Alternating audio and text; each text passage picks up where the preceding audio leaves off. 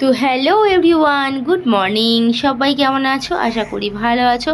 তো আমি এখন সকালবেলায় কি কাজ করব বলো তো। একটু সকাল সকাল উঠেছি আজকে, কাজকর্ম ফটাফট সেরে ফেলেছি। সেই নিয়ে এই যে কুমড়ো গাছটা দেখতেই পাচ্ছ, এই কুমড়ো গাছটা না বড় হয়ে যাচ্ছে, বাট চালে তুলতে পারছি না।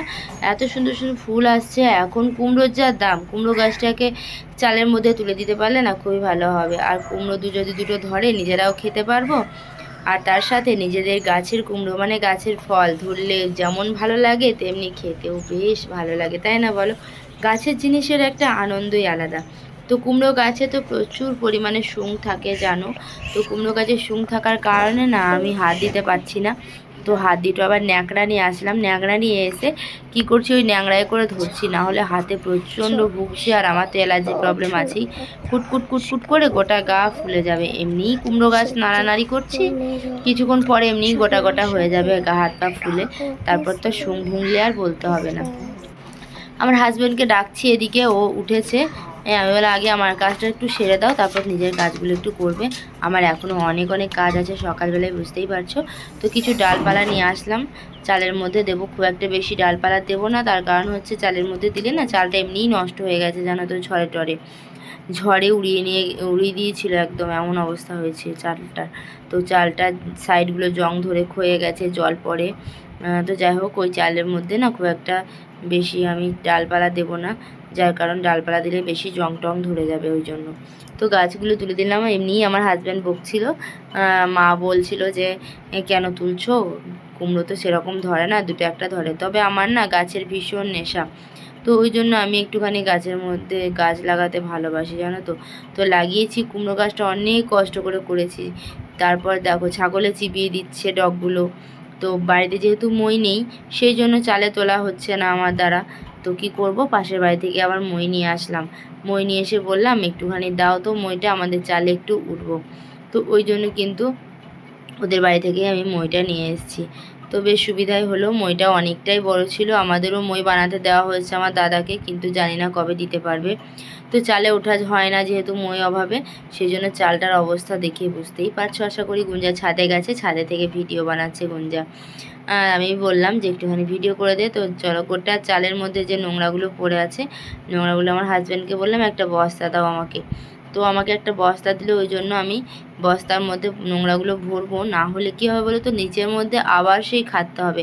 নিচেতে ফেলে দিলে তো আবার সেই পরিষ্কার করতে হবে, তাই না? তার মানে একবারে এক খাটনিতেই খাটা ভালো।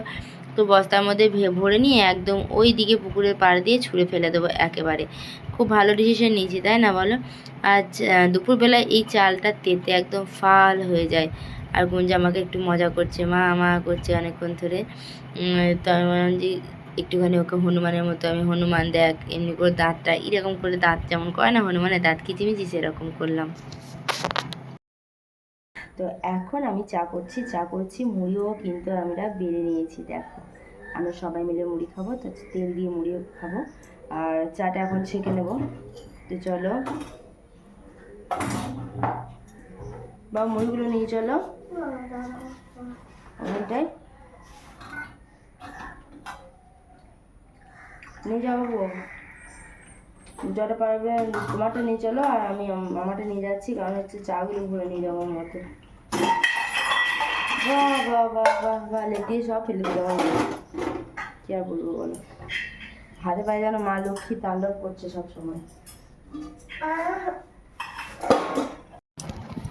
আর আজকে হচ্ছে রেশন দিচ্ছে, তো রেশনে আনতে যাব আমি। এদিকে রান্নাবান্না কিন্তু বসিয়ে দিয়েছি, কাটাকুটি করে নিয়েছি। তো এই যে একটুখানি চাল টাল আনবো, এই জন্য একটুখানি বস্তাগুলো রেডি করে রেখে যাম। তখন তাড়াহুড়ো থাকে, তো তাড়াহুড়োর মধ্যে যেতে না খুব কষ্ট হয়। আর আমি এদিকে রান্নাটা ভাবছি করে ফেলি। মা এখন গুঞ্জাকে নিয়ে স্কুলে দিতে গেছে, আর কাকাদের বাড়ি দুধ আনতে গেছে। তো চলো এখন রান্নাবান্না বসিয়ে দিয়েছি, দেখো এদিকে ভাত বসিয়ে দিয়েছি। আর এদিকে জল গরম করতে কিন্তু অলরেডি বসিয়ে দিয়েছি, লালচে শাক বানাবো। আমার তো খেতে হেভি লাগে এই শাকটা পেলে, আমার আর ভাতে কিচ্ছু চায় না। আলু সিদ্ধ আর এই শাকটা দিয়ে একদম পুরো ভাত সাফ হয়ে যাবে, সত্যি বলছি। অনেকে ভালোবাসে এই শাকটা, আবার অনেকেই ঘৃণা করে, যেহেতু লাল বেলে হয় সেই জন্য। তবে আমার কিন্তু খুবই ফেভারিট শাক। আমি ছোটোতে তো এই শাকটা আমার প্রিয় শাক ছিল। এখন হয়তো অনেক কিছু শাকের স্বাদ বুঝতে শিখেছি, তো অনেক কিছু শাকই আমার প্রিয়, যেমন শুশনি শাক, কলমি শাক, তার সাথে এই শাকটা। এই 3টে শাক আমার সবথেকে প্রিয়। তার সাথে পুঁই শাকটাও ভালো লাগে খেতে, খারাপ লাগে না।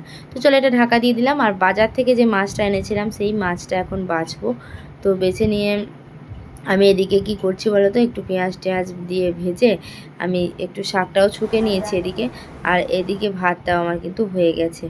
তো এই যে ডিম ভেঙে আজকে ডিম ভাজা করব, মানে ডিমের অমলেট যেটাকে বলে, আমার আর আমার মেয়ের আর আমার হাজব্যান্ডের। তো আজকে বেশি কিছু রান্না করিনি, অল্পের মধ্যে সেরে দিয়েছি খুব তাড়াতাড়ি করে। তো চলো এখন যাচ্ছি রেশন আনতে। রান্নাবান্না আমার সারা হয়ে গেছে, এখনও কিন্তু স্নান করিনি, এসে স্নান করব। বুঝতে পারছো গরমের মধ্যে রেশন আনতে গেলে ঘেমে টেমে একসা হয়ে যাবো। আবার স্নান করে যাওয়ার থেকে এসে স্নান করা অনেকটা ভালো, তাই না বলো? তো মা কিন্তু অলরেডি দাঁড়িয়ে আছে এখানে লাইনে, লাইন কিন্তু খুব একটা ভিড় নেই। তবে আমার কাজকর্ম সেটা আমরা চলে এসেছি অলরেডি। আমাদের পাড়াতে সবার শেষে রেশন দিচ্ছে।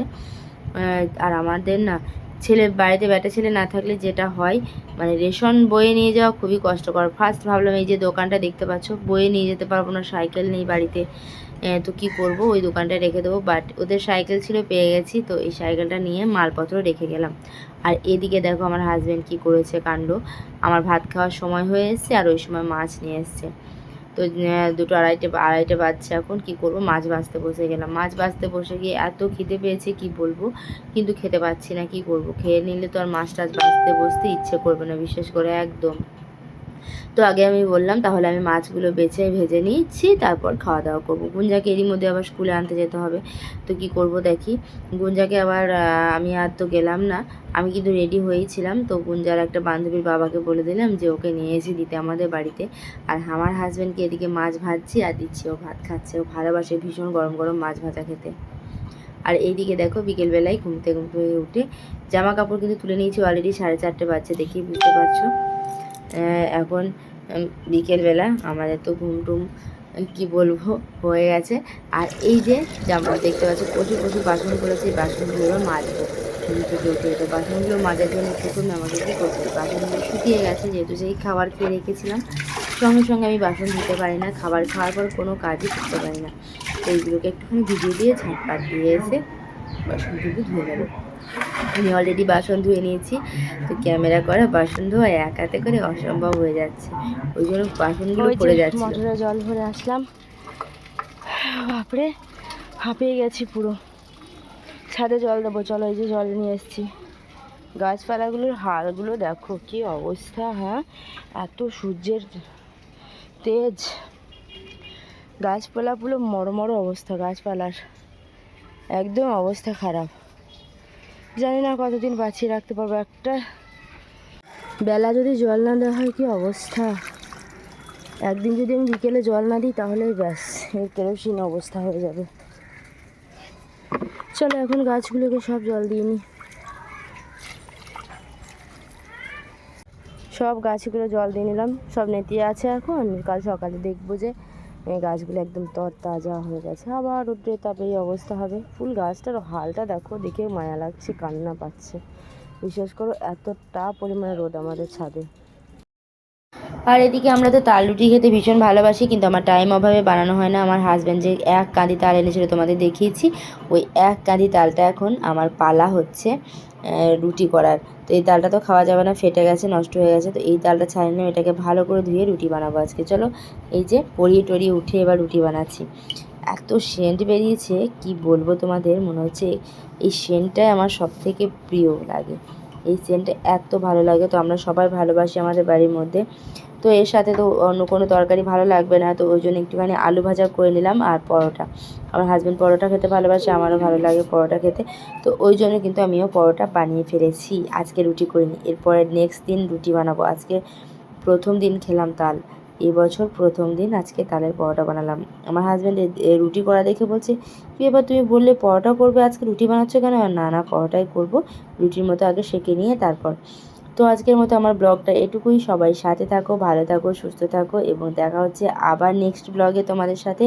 তোমাদের সবাইকে টাটা, বাই বাই।